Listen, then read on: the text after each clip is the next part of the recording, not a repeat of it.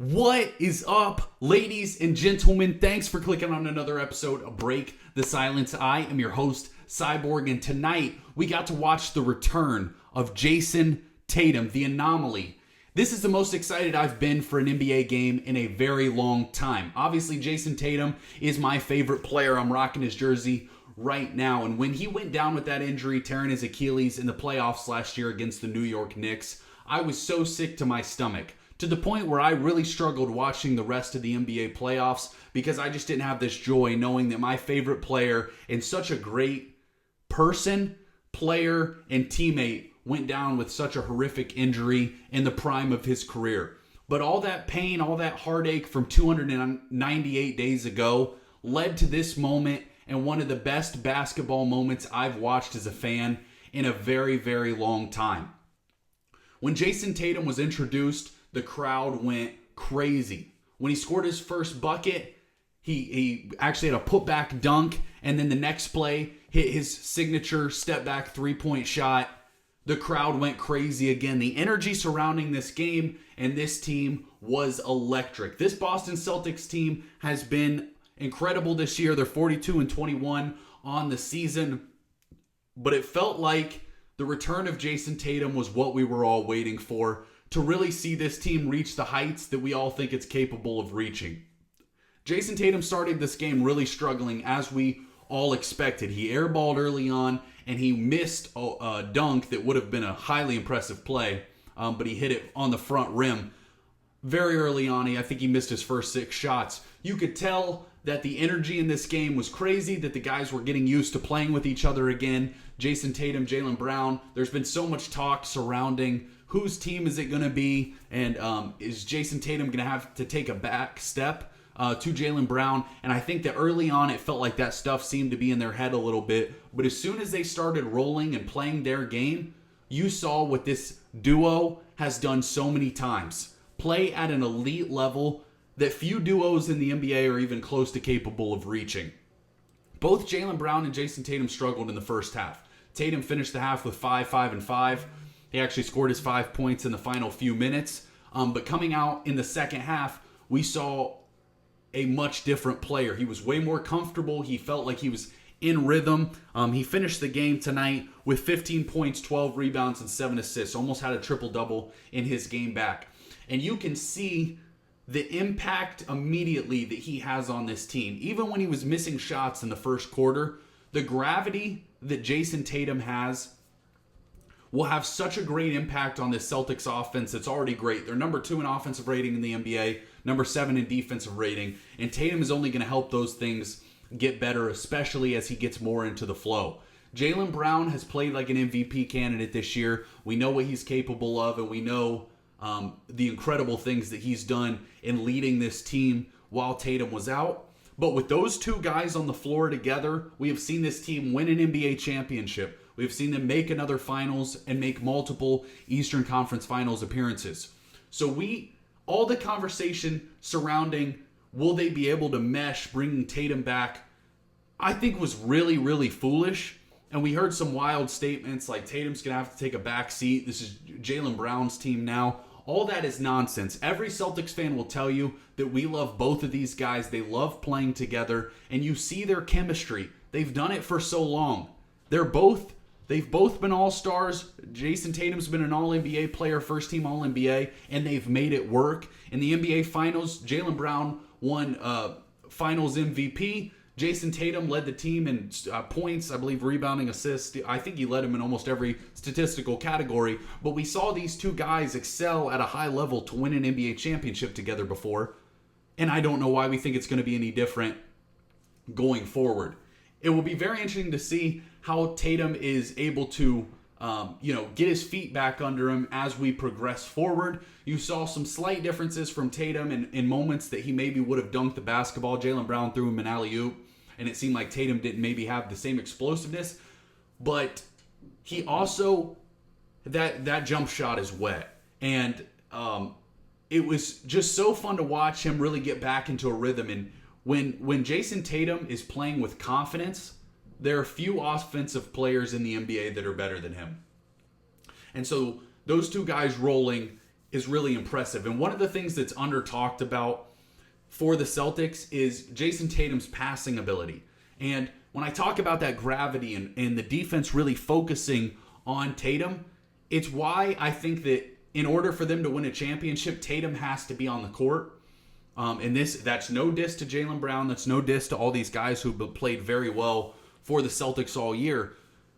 But there are times when the offense starts to feel like it struggles a little bit, where Tatum can be another ball handler and another playmaker. And that's so important in the NBA, because I think we see teams like the Detroit Pistons, who are obviously a very good basketball team, but when things get tough and opposing teams make things difficult for Cade Cunningham, it feels like they have no backup punch. And we've seen them get smoked by the Spurs a couple times. They got beat by the Cavs the other night.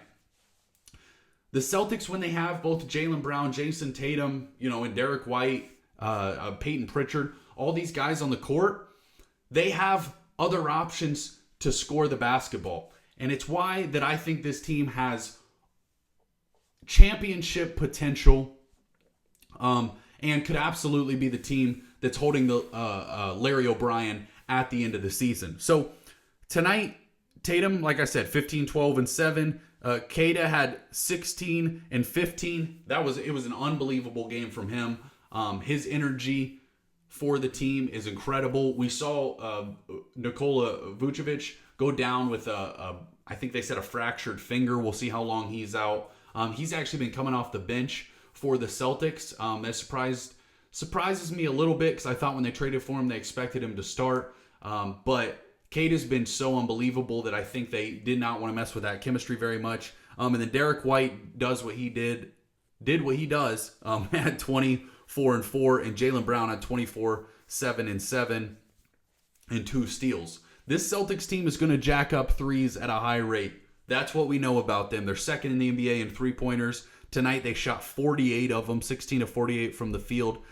And you can tell how well coached this team is, and it's why Joe Mazzulla should absolutely be Coach of the Year. It really shouldn't even be a discussion. Just to finish up with the stats, Luka Garza tonight had 10 points, 3 rebounds. He played really well. He had 2 3-pointers, 4 of 8 from the field. And then Payton Prichard off the bench had 18 points, 7 rebounds, and 6 assists. So we know that Prichard has had an excellent season. So Tatum tonight played 27 minutes. He wasn't on a minutes restriction, but you could tell he was still getting his wind back and, getting back in basketball shape. Anyone who has, done any sort of cardio and then went out and played basketball, you understand that playing basketball is such a different type of shape than just running on a treadmill or running sprints or anything like that. Being on the basketball court, that adrenaline, those quick bursts, jumping for rebounds, all those different kinds of things, playing defense is a different kind of energy you have to exert. And so Tatum will only continue to get better when it comes to those aspects of the game. We know just from his pure size and just intelligence, defensively, he's going to add some value to this team from some of the guys they were playing. And rebounding.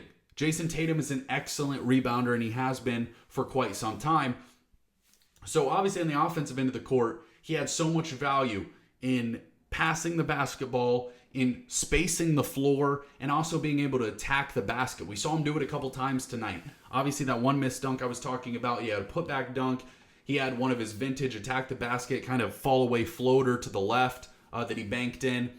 And you see all the different ways that he can score, but it really opens up an offense when a guy can score from all 3 levels like Jayson Tatum can.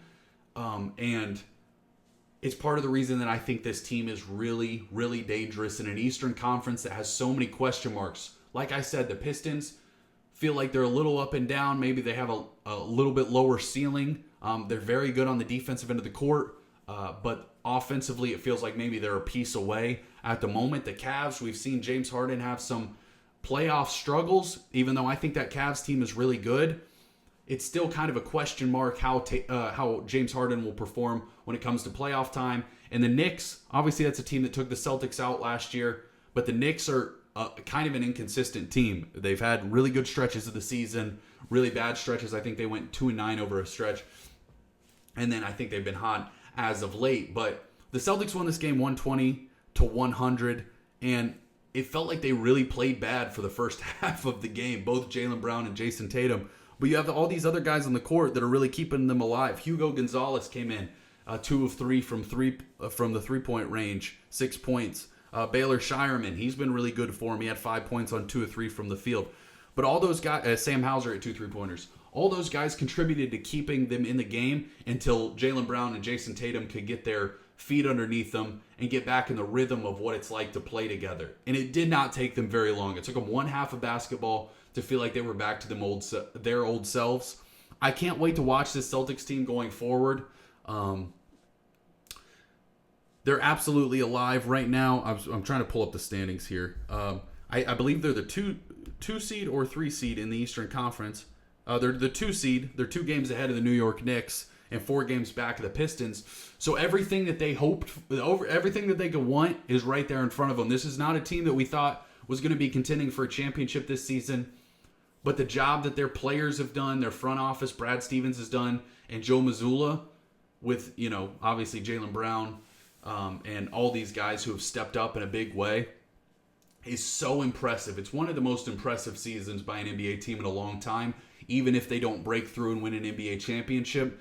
It's why Jayson Tatum came back, because he's looking at this team and the way that they're playing, and he thinks that they have a real shot to win a title this year, and I totally agree with him.